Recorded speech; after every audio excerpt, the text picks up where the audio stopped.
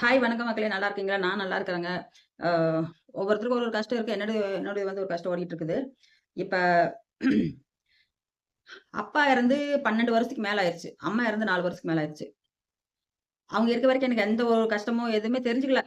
எங்க வீட்டுக்காரர் என்னை விட்டுட்டு போனா கூட எனக்கு கஷ்டம் தெரிஞ்சுக்கல. எப்ப இருந்தாலும் ஜாலியா போய் அம்மா வீட்ல இருப்பேன். அப்பா இருப்பாங்க.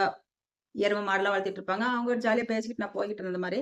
எந்த ஒரு இதுக்குமே கையில காசு குடுக்குறாங்களோ இல்லையோ, நல்ல ஒரு தைரியமா இருந்தேன் நானு. யார் இருந்தா என்ன, இல்லாட்டி என்ன அப்படிங்கிறதுல வந்து நான் தைரியமா இருந்தேன். அப்பா இறந்ததுக்கு அப்புறம் கூட கொஞ்சம் அவ்வளோக்கா நான் நெனச்சுக்கல. அம்மா இருந்தாங்கன்னு தெரிஞ்சுக்கல அவ்வளோக்காக. ஏன்னா ஃபர்ஸ்ட்ல இருந்தே எல்லாரும் எது வேணும் என்னன்னா அம்மாட்ட மட்டும் தான் சொல்லுவோம். அம்மா, அப்பாட்ட சொல்லி வாங்கி குடுப்பாங்க. அப்படித்தான் போய்க்கிட்டு இருந்துச்சு. ஆம் அம்மா இறந்ததுக்கு அப்புறம் எனக்கு ரொம்ப பேரிழப்பாயிருச்சுங்க. அம்மா இறந்ததுக்கு அப்புறம் ரொம்ப ரொம்ப பேரிழப்பாயிருச்சு. அத சொல்லி இன்னைக்கு வார்த்தையால நான் சொல்லி அத நிவர்த்தி பண்ண முடியாது. அந்த மாரி போயிட்டு இருக்குது. அ எத்தன டைம் சொன்னாலும் எனக்கு அத வந்து நிவர்த்தி பண்றதுக்கு முடியலைங்க. அந்த அளவுக்கு வேதனை இருக்குது. எங்க அப்பாவ நான் நல்லா பார்த்துக்கிட்டேன், எங்க அப்பாவ. நான் அத மட்டும் தான் பார்த்தேன். பார்த்தப்ப என்னன்னா, அவருக்கு என்னென்னலாம் தேவைப்படுதோ, அதெல்லாம் கரெக்ட்டா பண்ணி குடுத்துருவேன். டெய்லி துணி வந்து துவைச்சு பெட் மாத்தி போட்டு குடுப்பேன். அந்த மாரி இருந்துச்சு.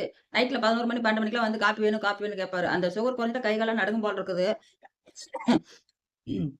அதுல வந்து கேட்பாரு. சங்கடமா தான் இருக்கு தூக்கத்துல. இருந்தாலும் நான் எடுத்து காப்பி போட்டு குடுத்துருவேன். குடிச்சுட்டு போய் வெளியவே கொஞ்ச நேரம் உட்காந்து பார்ப்பாரு. கஷ்டம் தான் ரொம்ப கஷ்டப்பட்டு இதானாரு. அப்படித்தான் இருந்தாங்க. அப்புறம் அதெல்லாம் இப்ப நினைக்கும்போது கஷ்டமா தான் இருக்குது. ஒரு உயிருக்காக எவ்வளோ தூரம் அவங்களும் பார்த்தாங்க இருக்கலாம் அப்படின்னு யாருக்கா இருந்தாலும் உயிரினுடைய பயம் தெரியும். அதே மாரி தான் அவங்களும் பார்த்துக்கிட்டு இருந்தாங்க.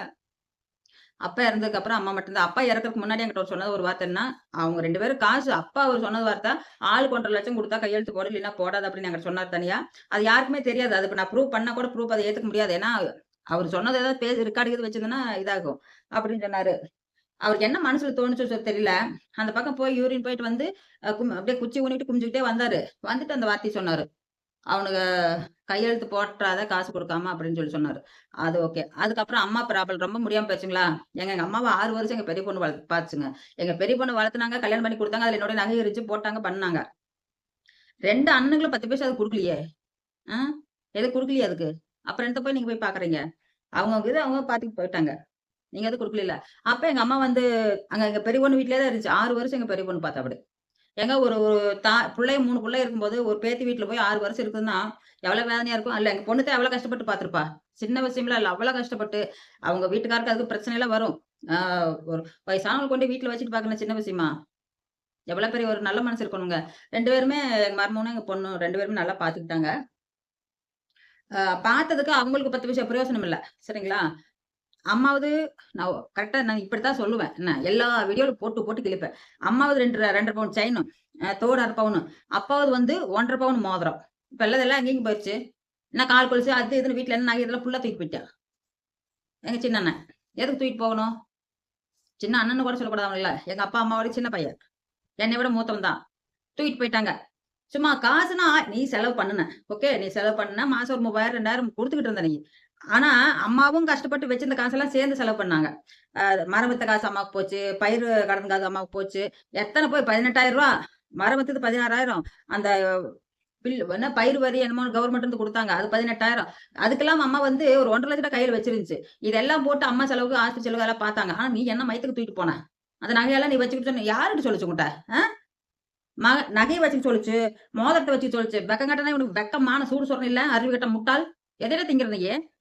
இருக்கட்டு இன்னா இருக்குது. சரியா? சொல்லியிருக்கிறது நடந்திருக்கு. இன்னமே இருக்குது. இந்த இந்த இந்த விஷயத்துல பெரிய வீட்டு முதல்ல தின்னேன்னா நீ விளங்கவே மாட்ட. கண்டிப்பா நான் சொல்றேன். விளங்க மாட்ட. நான் 10 பைசா கூட இன்னும் நாங்க ஜாமான் வாங்கி போட்டு அதத்தான் இப்ப யூஸ் பண்ணிட்டு இருக்காங்க. ஏன்னா அம்மாட்ட சாப்பாடு தட்டு முதல் கொண்டு இல்லாம இருந்துச்சு. நான் அம்மா முடியாத டயத்துல ஒட்டச்சத்திர போய் 3000 மேல நான் சாப்பாடு தட்டு, டம்ளர், சொம்பு எல்லாம் வாங்கி வந்து போட்டுருக்கிறேன். அது நான் அங்கேயே தான் கிடக்குதுல்ல அப்படியே. எல்லாம் யூஸ் பண்ணுவீங்க. அம்மா சிலிண்டர் அம்மா வாங்குனது எல்லாமே போய் யூஸ் பண்ணுவீங்க. அம்மா வீட்டுல வச்சிருந்த பித்தாள சாமான், எல்லா சாமான் நீங்களே எல்லாம் யூஸ் பண்ணுவீங்க. நாங்கலாம் நக்கிட்டு போகணுமாக்கு. அதுக்கு ஒரு நாளைக்கு ஆப்பு வச்சு விடுவேன். எப்படி வைக்கணுமோ அப்படி வச்சு விடுவேன். சரியா? இல்லைன்னா சென்னையில வந்து வீட்டு முன்னாடி நின்னு நார் அடிக்குவேன். அது நான் கண்டிப்பா கிறுக்கு வந்துருச்சுன்னு வச்சுக்க எனக்கு, அந்த அளவுக்கு பண்ணி விட்டுருவேன். இன்னொரு விஷயம், இந்த கேஸ் தோட்டத்து மேல நான் கேஸ் போட்டுட்டு இருக்கிறேன். எதுக்கு போட்டேன்னா, நீ செல்ல பொண்ணுக்கு பொறந்தீன்னு அட்ரஸே இல்ல தேவடியா முடின்னு பெரியவன் திட்டினான். சின்னவன் அ அவன் என்னமோ போட்டு திட்டிட்டு கிடந்தான். வெளிய போ, அது போ, இது போ என்னமோ போட்டு திட்டிட்டு கிடந்தா. திட்டி அடிச்சு எல்லாம் பண்ணாப்படி. அ அது அவன் தோட்டம், அவன் வீடாம்மா, அதுக்குள்ள வராத. நீ யாரு இங்க வர்றதுக்கு? வெளிய போ முதல்ல. என் சோத்த என் வீட்ல பீ திங்கிறேன்னு கேட்கறான். அவன்லாம் மனுஷனா? ஒரு ஒரு கஞ்சிக்கு நான் பக்கத்து வீட்ல ஹோட்டல்ல வாங்கி வாங்கி சாப்பிட்டுங்க அந்த 10 நாளும். இருக்க முடியாம இறந்து மறுநாளே ஓடியான்ட்டு முட்டிக்கிட்டு. அந்த மாரி போய்க்கிட்டு இருந்துச்சு. அதனால நான் வந்து 2 பேத்துக்குமே நான் சொல்றேன். இந்த மாரி ஒரு இந்த தோட்டத்துக்குள்ள போயிட்டு வந்தா என்னங்க அவங்களுக்கு மோசம் போச்சு? அவங்க சொன்ன வார்த்தைக்காக மட்டும் தான் நான் போட்டுவிட்ட கேஸு. சொத்து அதுல எனக்கு வேணும். நான் பங்கு பண்ணிக்கணும். நான் அதுல வச்சு வாழணுங்கிறதுக்குலாம் இல்ல. எனக்கு 60 வருஷம் ஆயிப்போச்சு. இன்னி போய் அந்த சொத்த எடுத்து நான் அதுக்குள்ள வெள்ளாம வச்சு நான் கொண்டு போய் டிங்கு டிங்குன்னு பொழைக்க போறேன். அந்த கொஞ்ச நாள் மண்டையில அறிவில்ல. நான் எதுக்கு போட்டேன்? வீம்புக்கு தான் போட்டேன். நீங்க சொன்னீங்க பாரு, அட்ரஸே இல்ல அப்படின்னு வீட்ட விட்டு வெளிய போன்னு சொன்னீங்க பாரு, அந்த இதுக்கு தான் போட்டேன். அங்க ஏன் பங்கு இல்ல? ஏன் இப்ப கம்முனு கிடக்குறீங்க? நான் தான் கேஸ் போட்டு விட்டேன். இப்ப ஏன் கம்முனு கிடக்குறீங்க? அப்படியே உங்களுக்கு மட்டும் தான் அப்புட்ன்னா, அப்புறம் எடுத்து செல்லப்பவனுக்கு பொறந்தோனே அட்ரஸே இல்லைங்கிறேன். அப்ப நீ இருந்தீன்னா செல்லப்பனுக்கு பொறந்த பொண்ணுன்னு அட்ரஸ் இருக்குங்காட்டி தானே போட முடிஞ்சுது.